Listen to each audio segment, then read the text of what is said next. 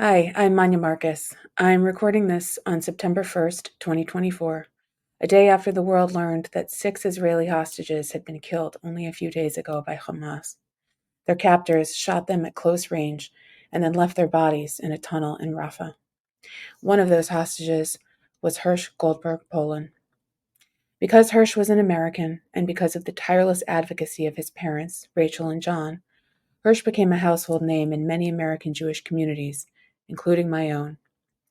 For me, one of the most striking features of yesterday's announcement of Hirsch's death was that the family, who for 11 months has instructed us not to turn away from their agony, requested privacy. I think today is a day to listen to the family's silence and to Hirsch's silence. It's a day to face their pain. But we think it's also important to continue the stories of other people whose lives were changed on October 7th. It's important that we continue to face their pain as well. May everyone who loved the 6 fallen hostages be comforted among those who mourn for Zion and Jerusalem. We know it's a hard day, and we appreciate you tuning in.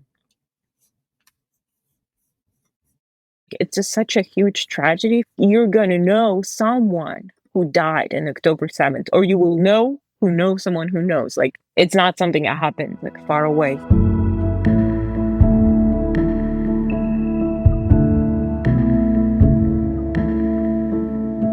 Welcome to What Came After. I'm your host, Manya Marcus.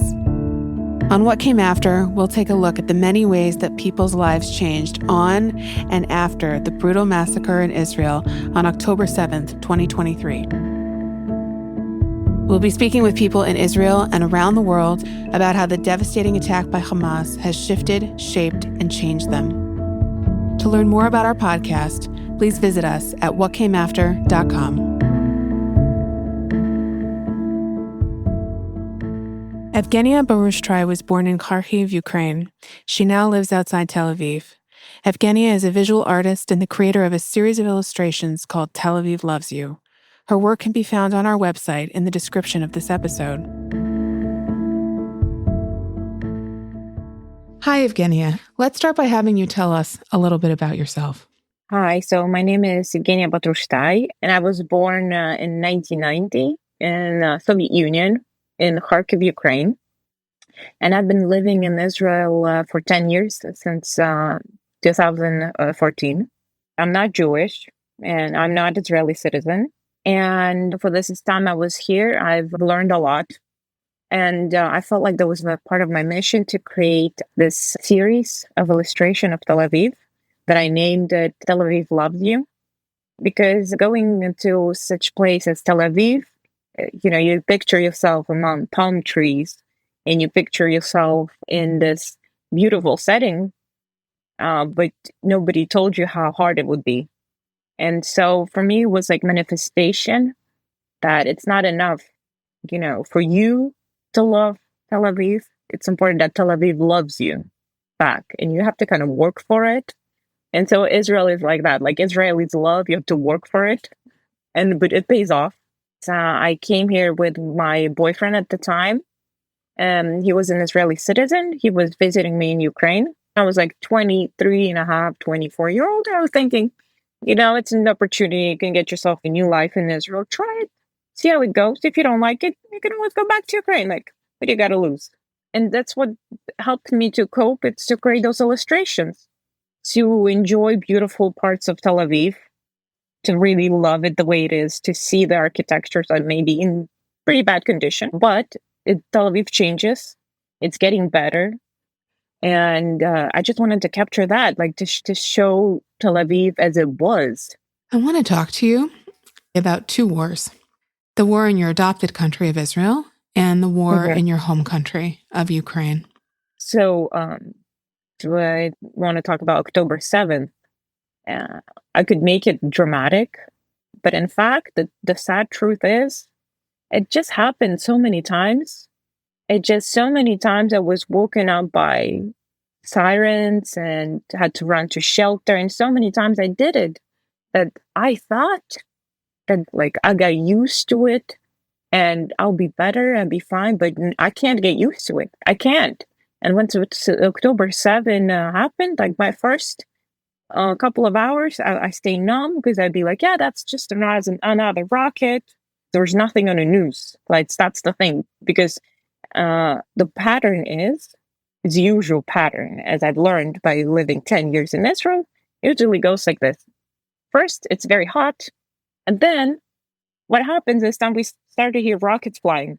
So when you sort of learn to learn the pattern, I get used to the heat, bad news, and then the rockets. But this time there was October, my favorite weather, my favorite month in Israel. It's October. It's just perfect. You know, I always told everyone should come visit Israel in October. It's so nice.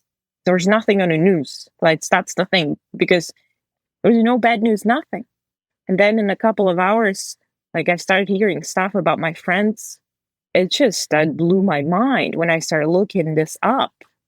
It was like the people telling stories. It was just the pictures and videos and everything. And what about the war in Ukraine? You were far away when the invasion of Ukraine happened. How far could one person be when they left 3 weeks ago? Like, how far? Maybe physically, yes, but mentally, like, you just been there 3 weeks ago. You like remember walking those streets. So you were in Ukraine before Russia invaded. And tell me about that day. Well, I woke up and my husband at the time just told me the news. It's like, he was very upset. He said, I don't know how to tell you, but this is it. And my first thing was I called my sister and we just spoke with my sister. She just told me what happened. And for the first week of the whole thing, and for me, being in Israel is very different because Israelis, they don't really see the other part of the war. Like, the to know what it's like to be a refugee, to know what it's like to know, have places like where you grew up to be like destroyed just like that, to places that you were walking by next, like every day you were going to school somewhere and that school would just burn out to the ground, or places like your friends came from no longer exist. They just demolished the whole thing. And it's like, that's a different level of sorrow. And when Israelis, I think, started to share those stories, you know, like we might meet someone at some party or at work, and someone, they're gonna tell you something. Like, they're gonna tell you about their friend who've been on Nova, and people talk about brutalities and all that. That they, just because they have friends and they know someone, because it's just such a big part of the reality of Israel. And you just meeting that people and there's nothing you can do. Like, you just looking in the eyes of a person whose brother is literally right now is being kept hostage somewhere. Like, you see that person, you look in their eyes and like, what are you going to do and what you're going to say? And it's like, I meet people like this. Wow. Israelis are refugees within their own country, and there's a parallel because you had to help your family flee. They couldn't stay. I started to working in a hotel with refugees, you know, Israeli refugees. And I had experience volunteering with Ukrainian refugees in Poland. And what I've learned that it's hard to judge people. You know, when you meet those people and you know where they came from and that their whole city was evacuated. Like, imagine Sderot. It's one of the biggest cities out here, you know? It's like a big place. And then the whole thing, it's just like you see these people, you meet them and then you talk to them and they're very shocked. Can you talk to us about what you do in this hotel and what kind of interactions you've had with refugees within their own country? I came to work for that hotel as a waitress just because I was broke. War is not a positive thing for the economy. So I started to meet these people. And let me tell you this, like, it just was physically hard because the amount of people, just there's so many of them, physically just handling so many people in this cafeteria place was just physically exhausting. And it's just like all of them were freaking out, absolutely shocked about what they're going to do. And then I spoke with this older person who was in a wheelchair, but he's always very positive, very smiling, just very sweet old man. And we had a conversation, and he said how he tries to keep himself in a positive mood and play music and smile a lot to people, and how he lived so many years in Sderot, and he was talking about his family, And then so many things, horrible things happened, and some of his friends that was killed, and they all know someone, who was kidnapped, and they all know someone who was killed. Like it's just such a huge tragedy. You're gonna know someone who died on October 7th, or you will know who knows someone who knows. Obviously, you have some very personal connections to both wars. Could you speak a little bit about that? So I recommend that experience to no one, first of all. And it's fun to read books about it and watch movies, but it's not fun when it happens to you or to someone you love. And for me in Israel, what I think Israelis are pretty good at is getting used to the wars in the most positive way. They already know how to defend themselves, which is just brilliant in my opinion. The way Israelis can defend themselves is just something. I feel like more positive about Israelis than I feel about Ukraine. And Ukraine is a very new country, so like I know 100% that Israel is going to be fine. It's going to be okay, but in Ukraine like it's a bit more personal, I think, since I grew up in this place. So in order for me to stay in Israel, since I'm not Jewish, I needed to use a lawyer, and it was a great one. And he was originally from Ukraine, and he was just an immigration lawyer who helped a lot of Ukrainians just in general, and then like to help him out with just like low advice. And he was a reasonable price, and it was just win-win for everyone. And so I was using his services for years, just like if I had any questions about anything in legal world, like about rent and stuff, like something very basic, I could always go use his help and use whatever I needed. He was there for me, and I think I felt he was just almost a psychiatrist. And so I had another legal advice that I needed. So I texted him and I said, can you help me? And he's like, I'll get back to you in a month after I come back from a miluim, which is in Hebrew, I mean, like army service when you're not in army anymore. Like you're adult, but you still can go to service in the army. Reserve duty. Exactly, that's the thing, miluim. So he said I'm gonna be back in a month and we talk. And I thought, okay. And I come home one day and my boyfriend seems visibly upset, and I asked him what's wrong. He said, "Look, I just saw news, like on like just some website, news website. I think your lawyer might be killed in the war." And he just opens that website, and it's like the picture of the lawyer, his name, and all the details. But I couldn't believe it. I could not believe it, and I was devastated. Just like a person with 3 kids who just like text you a message, say I'll be back. He doesn't get back. And not only doesn't get back, okay, fine, anyone can walk, down the street and they can get hit by a car. Okay, that's life. But you don't regularly have people in your life that were literally killed in the war. Of course. And can you talk about anyone specific that you feel very personally connected to in Ukraine who's been impacted by this war? The first person who comes in mind is that little girl, 8-year-old girl that I met in Poland, who was a refugee from Mariupol. It was just a mall. Imagine a mall that got cleaned up, and now it's a refugee camp. And so I was one of the volunteers with an Israeli group, and I met that little girl. She was just so tiny and so little and so small. But the thing she said was just absolutely not something you expect to hear. She was talking how devastated she is to know the news that her home city is being like destroyed, and she might never see her friends again because they might be not only killed, they might be brutally killed.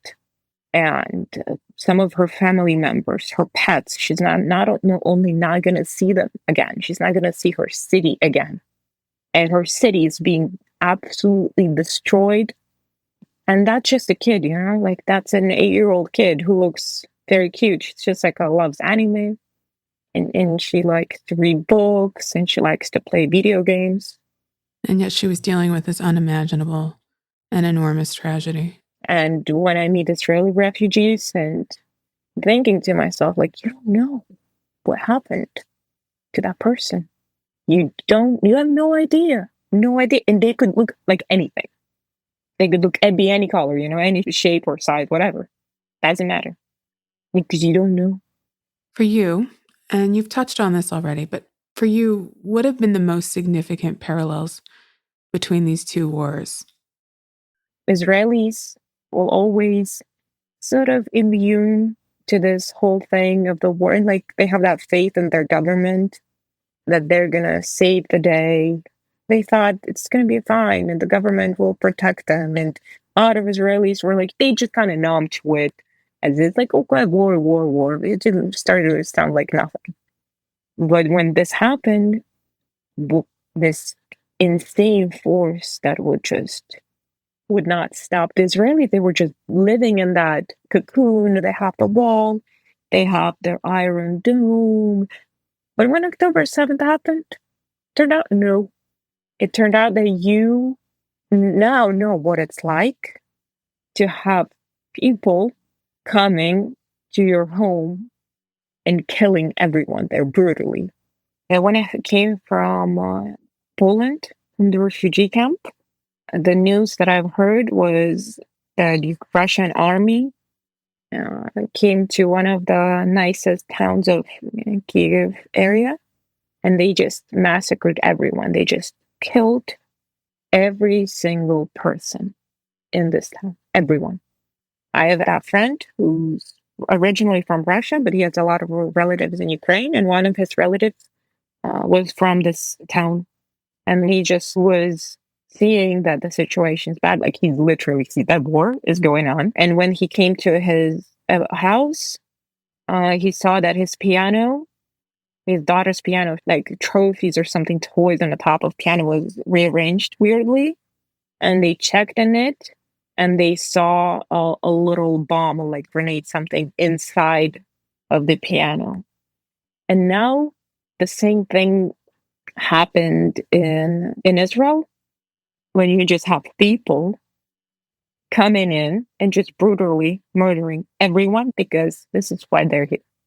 This is what they do. And this is what neighbor can do to your neighbor. This is the true reality that Ukraine been facing and Israelis start to face as well. Like this is it. No one's gonna save you.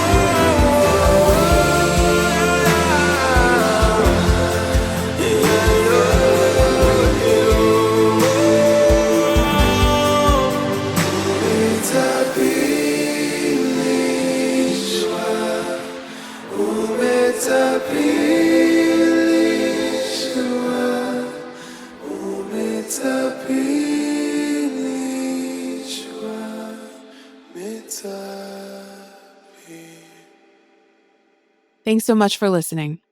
If you enjoyed this episode, please rate, review, and subscribe to What Came After wherever you get your podcasts. You can also find us online at whatcameafter.com.